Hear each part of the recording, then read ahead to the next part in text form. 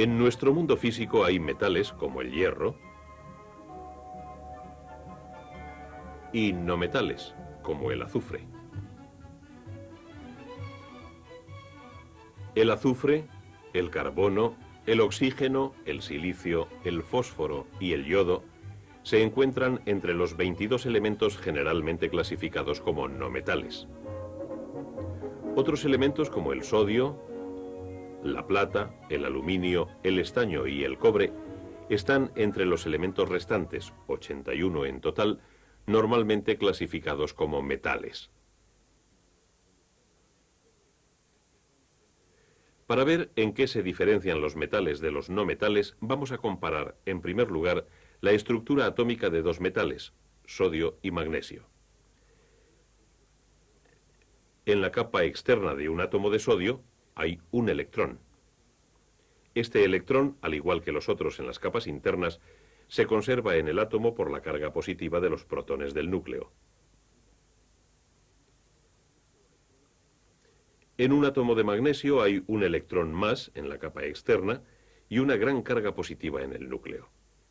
Esto mantiene a los electrones más cerca del núcleo que en un átomo de sodio, haciendo que el átomo de magnesio sea el más pequeño de los dos, y haciendo que la fuerza que atrae al electrón más externo sea mayor en el átomo de magnesio que en el átomo de sodio.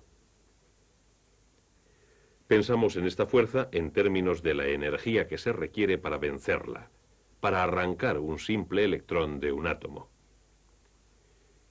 Esta energía es la llamada energía de ionización o potencial. La energía de ionización determina la tendencia de un átomo a perder electrones. En la tabla periódica, los elementos están dispuestos generalmente según el número de electrones externos en sus átomos.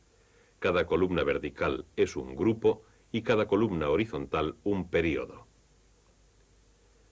A medida que nos movemos hacia la derecha en los períodos de la tabla, la energía de ionización tiende a incrementarse. En el helio y los demás gases nobles, la energía de ionización es la máxima para cada uno de los períodos. Un tipo de división entre cada uno de los períodos de la tabla la marca esta línea. Aquí, la energía de ionización es lo suficientemente alta para que los átomos no tiendan a perder electrones. Al contrario, tienden a ganarlos. Esta es la diferencia clave entre metales y no metales.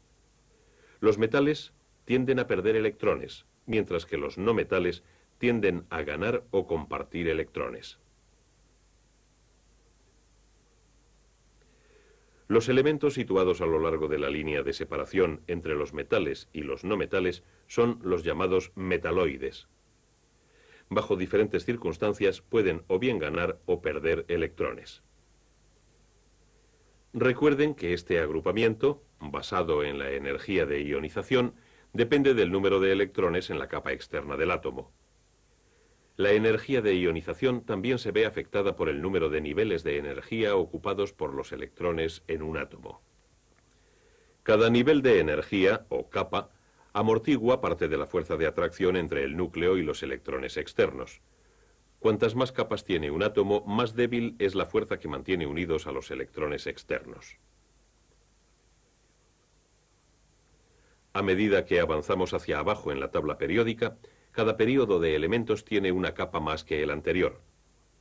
Los elementos situados a la izquierda, abajo, son los que tienen más capas y menor número de electrones en la externa, es decir, son los más metálicos. Los de la derecha, arriba, son los que tienen menor número de capas y más electrones en la capa externa, de forma que son los más no metálicos. Si recordamos que los metales tienden a perder electrones y los no metales tienden a ganarlos o a compartirlos, podemos avanzar explicando las diferencias físicas y químicas entre los metales y los no metales. Una propiedad física que podemos observar en los paneles de aluminio de este edificio es que tienen un lustre o brillo. El brillo metálico es una propiedad física de todos los metales. Los no metales, como el azufre, no tienen brillo metálico. Los metales generalmente tienen puntos altos de fusión, El aluminio, por ejemplo, funde a unos 660 grados centígrados, mientras que el azufre funde aproximadamente a 120 grados. Al ser los metales como el aluminio maleables, pueden ser laminados en planchas o en hojas del grosor del papel. El hierro, como el resto de los metales, puede ser forjado en diferentes formas sin romperse. El azufre, al igual que otros no metales, se romperá o desmenuzará cuando se le presiona o se le da con un martillo. Los no metales generalmente no son maleables. Los metales son dúctiles, pueden extenderse formando alambres de diferente diámetro sin romperse. En los alambres a menudo hacemos uso de otra propiedad física de los metales, la alta conductividad. Los metales son buenos conductores de electricidad y calor. Aunque esta sartén de aluminio está caliente, el mango de plástico no metálico está bastante frío. Los no metales son malos conductores de calor y electricidad. Los metales, como el metal que compone este cable de acero, generalmente resisten fuerzas que tienden a romperlos. Los metales tienen alta resistencia a la tensión. Otra propiedad física de los metales es su alta densidad. Esta viga de hierro es bastante pesada comparada con este tablón de madera de aproximadamente el mismo tamaño. Las diferencias en densidad y otras diferencias físicas entre los no metales y los metales pueden explicarse en términos de enlaces, si los átomos pierden, ganan o comparten electrones. Los átomos de los no metales, como el azufre, no pueden perder electrones para ceder a otros, pero forman moléculas con enlaces covalentes. 8 átomos de azufre forman la molécula de azufre en la cual los electrones externos son compartidos entre átomos adyacentes, teniendo así cada uno una capa externa de 8 electrones. Como los enlaces se extienden en direcciones fijas, hay un gran espacio entre las moléculas de un no metal, como entre las tablas que se han unido en un entramado abierto. Pero hay poco espacio entre los tablones cuando estos se apilan. Esto es, en esencia, lo que sucede en el caso de los metales. Tomemos el aluminio, por ejemplo.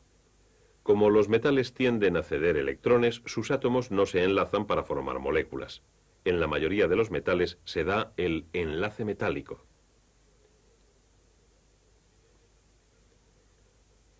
En el enlace metálico, los átomos se apiñan fuertemente cada uno al mayor número de átomos adyacentes. Un simple átomo puede tener 3 átomos bajo él, 6 en el mismo nivel y 3 sobre él. Esto ilustra un tipo de íntima unión que provoca la alta densidad de los metales, a la vez que otras propiedades físicas. Como los metales tienden a perder electrones, los electrones externos se mueven libremente entre los átomos, provocando que cada uno de los átomos se convierta en un ion cargado positivamente. La atracción entre los iones positivos y lo que se ha dado en llamar el mar de electrones es la responsable de la resistencia a la tensión de la mayoría de los metales. Este mar de electrones es responsable del alto nivel de conductividad de calor y electricidad de los metales. Esta íntima unión también explica la ductilidad y maleabilidad de los metales, que puede demostrarse con discos de aluminio agrupados. Como todos los iones se mantienen unidos por el mar de electrones, bajo una presión pueden deslizarse fácilmente y el metal seguirá unido siempre que la distancia entre iones no se aumente demasiado. Aquí tenemos una fotografía de la disposición de los átomos en el platino, aumentada más de 1,5 millones de veces, en la cual se aprecia una disposición de agrupamiento íntimo. Este agrupamiento es el resultado de la tendencia a perder electrones de los metales. El que los átomos de un elemento tiendan a perder o ganar electrones no solo afecta a sus propiedades físicas, sino también a sus propiedades químicas. Por ejemplo, el metal sodio se combinará violentamente con el cloro, un no metal.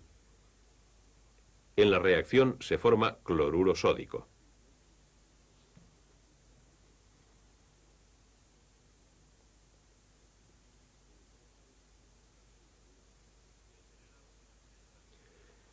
En general, los metales reaccionan fácilmente con los no metales, porque los metales tienden a perder electrones y los no metales tienden a ganarlos o compartirlos, formando generalmente enlaces iónicos. Los electrones generalmente no se transfieren en las reacciones entre no metales, por ejemplo, azufre y oxígeno. Al quemar el azufre, se forma dióxido de azufre, un compuesto covalente. Los no metales tienden a formar enlaces covalentes y el dióxido de azufre es el resultado de compartir electrones. Aunque los no metales frecuentemente reaccionan entre sí, los metales rara vez lo hacen. El plomo licuado y el estaño, por ejemplo, pueden mezclarse, pero no tendrá lugar ninguna reacción química. Dejemos que se enfríe la mezcla. Este material enfriado es la soldadura común, no un compuesto, sino una aleación, una mezcla sólida de un metal con uno o más metales. Las aleaciones se forman porque los iones fuertemente unidos de un metal tienen movilidad cuando el metal se licúa o se funde, permitiendo a los iones de otros metales licuados mezclarse libremente con ellos. Esto forma una solución de iones unidos mediante un enlace metálico por un mar de electrones. Cuando la mezcla se endurece, se forma una aleación, el resultado de una de las propiedades químicas de los metales que los hace diferentes a los no metales. Los metales y los no metales se diferencian en que los metales tienden a perder electrones, mientras que los no metales tienden a ganarlos o compartirlos. Esta diferencia explica las propiedades físicas y químicas de casi todos los metales y no metales, los elementos que conforman todos los materiales de nuestro mundo físico.